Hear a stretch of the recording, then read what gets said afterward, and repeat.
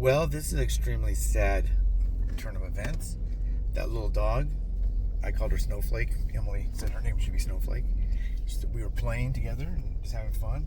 And I had her on my bed. I went and got her off my bed to go potty and brought her out there. She had her head up. I took a photo of her as I was getting ready to take her outside for potty. And she didn't want to really walk. And then I brought her in. I put a leash on her because we would have much of a routine. I had her for 52 hours or whatever. I got her at 4 o'clock on Tuesday or 4 o'clock on Monday, and she died. Well, she's dead. That cough she had, which I thought was either kennel cough. That's what the passenger made said. That was too, either kennel cough or that's this tracheal thing they get. Small dogs get where the trach doesn't have good clearance, and so we thought it was one of those two things. But she just didn't want to walk, so I grabbed her, brought her to the emergency vet. We drove.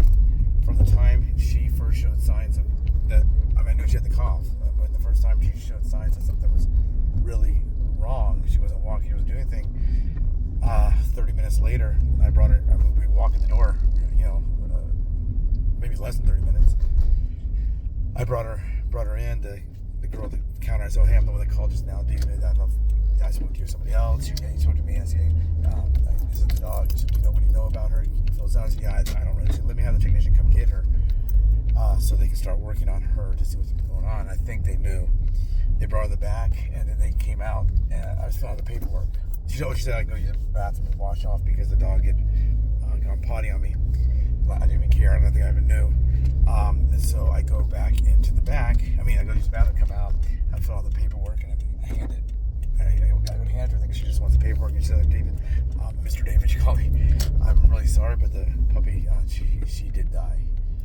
We're talking from the time I noticed that there was a situation to the time she died, 36 minutes maybe. So I don't know what she had. I don't know if that's why she was out there. Was someone not able to pay the bills and they let her go? I'm a pet rescue volunteer. Well, we're a team of pet rescue volunteers, and so we know that can happen. People get overwhelmed. They leave them. They can't give them the goodbye, or they want that love dog put down. That doesn't necessarily have to be put down. But I know she wasn't suffering because she was playing with me and having fun, and she was sleeping, just sleeping in the bed, taking a nap, and that all happened that quick. So, I don't want to talk about it too much. I was gonna make this as a short, but I thought, what if I start choking up and crying or something? For those of you who don't know, the big boys, they cry. But poor little sweet thing. Today at 11:30, she got a collar, a brand new collar. We put her leash on there. We're walking around, and she was showing people her collar, and everyone's petting her, and she's jumping up for them. She jumped right in my arms, so I don't know if was she in pain when I got her, when she ran and jumped up in my arms, because I thought for sure she would flee. But no, she jumped in my arms, physically jumped. And I caught her by her side and pulled her in, and hugged her, and all that good stuff. And I was taking service routes. I took the freeway here as fast as I could get here, and I was just going to take service routes. All my lack of motivation, I guess. Yeah, she just died. You guys all saw her out there. You saw her running around and go for a walk real fast. She'd jump up with all 4 feet and run as fast as she could. I just don't know. I just don't know what happened. So the saga ends here.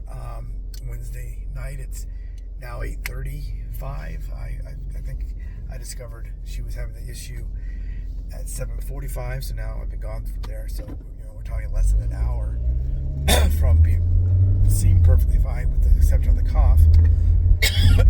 So it could be the cough of something else, and the cough could have been something a lot worse. I just don't know. And I paid $100 to cremate her. I was leaving there. I was driving here today. As bad as she looked, I go, this could definitely be a $5,000 bill.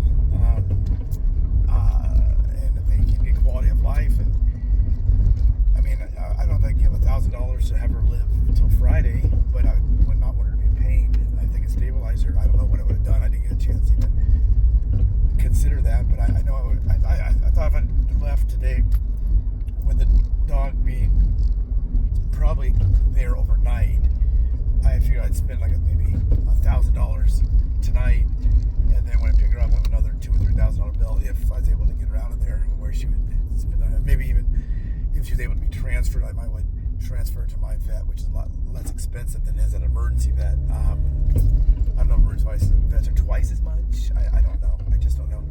But that sweet little dog, that little puffy dog that everybody wanted. Everybody said, well, if you can't find the owner, well, if you can't find the owner, well, if you can't, she might have thought that was her name. Cute little dogs think their name is, oh, so cute, oh my God, so cute, or oh, so cute. They think that's their name before they, but anyway, so yeah, she passed away, sad, and I don't think she suffered. I sure hope not. We always try to, we always say, well, at least I have closure now that I know that, or at least they didn't suffer. I don't know. Did she suffer? I don't know. I don't know what could I have done. Some people never take their dog to the vet, and I took someone else's dog to the vet, 2 days after I found that dog. And I took her to the Humane Society today, and they didn't see any emergency. They felt her sides and felt, that it sounds kind of like kennel cough, because they probably deal with kennel cough a lot in the shelter. They thought it was kennel cough, and I know that can be treated. I mean, I've smelled dogs that had Giardia before, so I know she didn't have Giardia. She didn't have, what's that, Provo, whatever it's called. Can't even think of my words right now. Parvo. She didn't have Parvo. So I think Emily thinks it was the trachea thing. I think she's probably correct. That's probably what it was. Emily went to school to learn vet tech, and Emily's been working as a pet res volunteer. And she's much younger than me, but I think she's probably as many years as I have. She's been a wonderful person that helps pet rescue. This motivates me now to want to get more involved in pet rescue again. When I got involved heavily with Emily in pet rescues when my big Rottweiler died, I wanted to help dogs, and she really helped me to learn more about that. Different kinds of animals get to help. My experience with bunnies is I pet them on the heads and they're cute. I never knew about bunnies, but she wanted to get a cage. I mean, she was going to adopt a couple of rats. And so we went and we thought about bunnies, and I told her I didn't even know bunnies were cool. Bunnies are like the coolest animals, if there weren't dogs and cats, I guess. But bunnies are super cool. If you don't have an experience with bunnies and you want to be a good person and help out for some time, help out dogs and cats get a lot of the lion's share, the dog share, the cat share of help. So I always try to help the small charities because they get the least amount of money, and so I try to help the animals to get the least amount of love. Pocket pets. We work with dogs that are black that aren't adopted as often.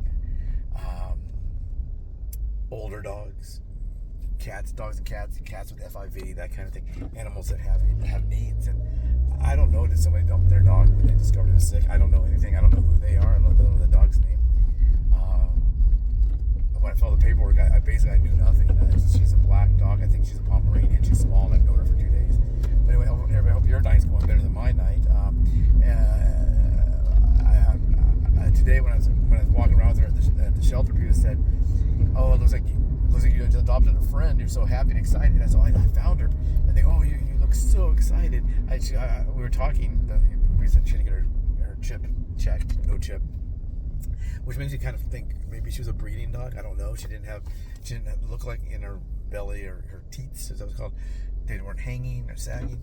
So I really don't know. I mean, I've seen dogs that are used for breeding. She wasn't used as a bait dog. So I just don't know. But everybody thought either I got her as a 6-week-old puppy, or I just adopted her because I was so excited to be with her. And she sure gave me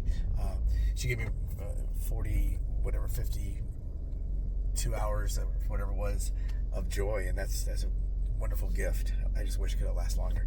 Take care, everyone.